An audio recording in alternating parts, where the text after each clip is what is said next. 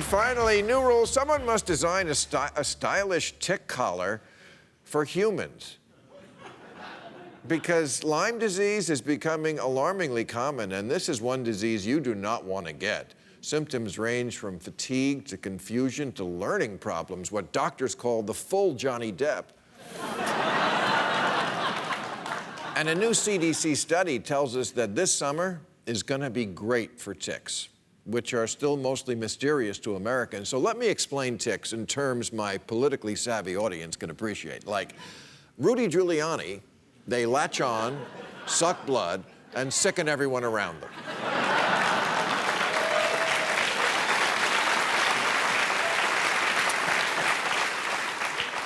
Like Trump, they're very hard to remove.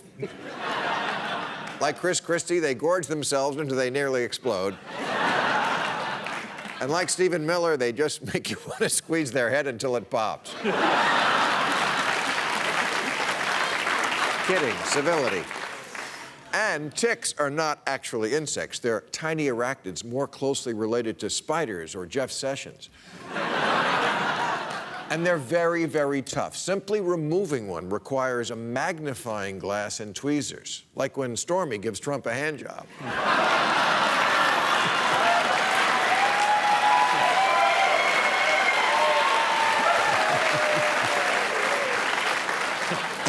And I hate to tell you, it's not just ticks anymore. Mosquitoes are in more places and can carry the Zika virus, yellow fever, West Nile, malaria. You know, 30 years ago, this wasn't a problem because we had this powerful pesticide called winter. Yeah, global warming isn't just about souped-up hurricanes and year-long fire seasons and inundated cities. Rising temperatures have caused the creepy-crawly population to breed out of control because their season is longer and their range now is further. What used to live in the tropics is now coming north. Forget the border wall, we need a border net. These are the migrants we should be worried about. And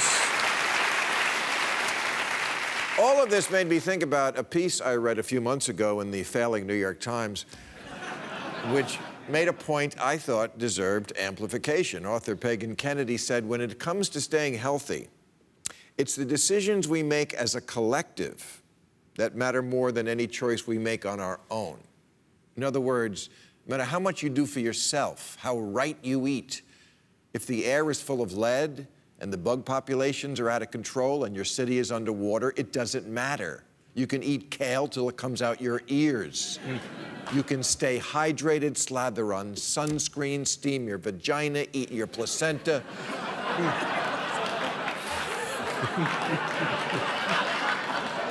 Work at a standing desk and put a healing crystal up your ass, but there is no escaping the environment we all live in. In Los Angeles, hardly anyone smokes anymore, but we are all still breathing this.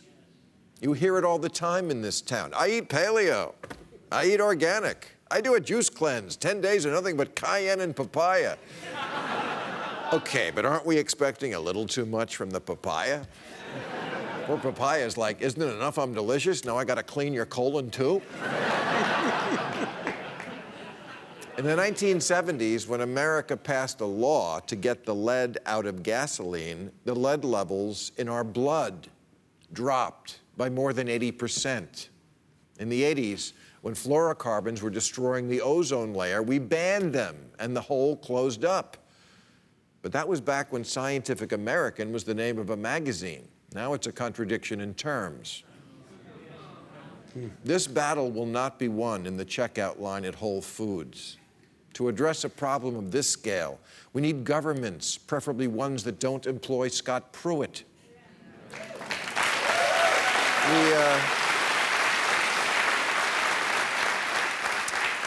The Times article pointed out that the grave is littered with health food pioneers who didn't even live to the average lifespan. Euell Gibbons swore he'd live forever thanks to a diet of wild plants, and now he is a diet for wild plants, dead at 64. Adele Davis was so ahead of her time in saying we should avoid starchy foods like white bread. Ironically, is toast, dead at 70.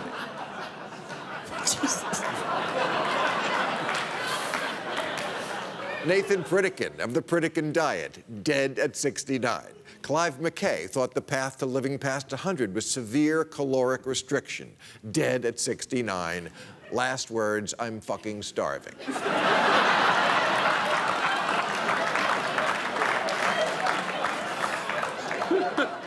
Michel Montagnac sold 17 million copies of Eat Yourself Slim and died at 66, just before finishing his next book, Drink Yourself Erect.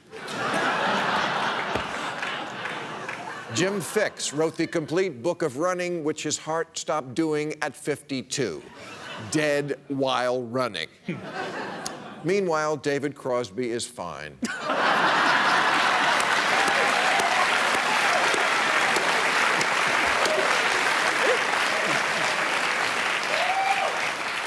I don't know the secret to a long, healthy life, although I sure hope Ruth Bader Ginsburg does. Yeah.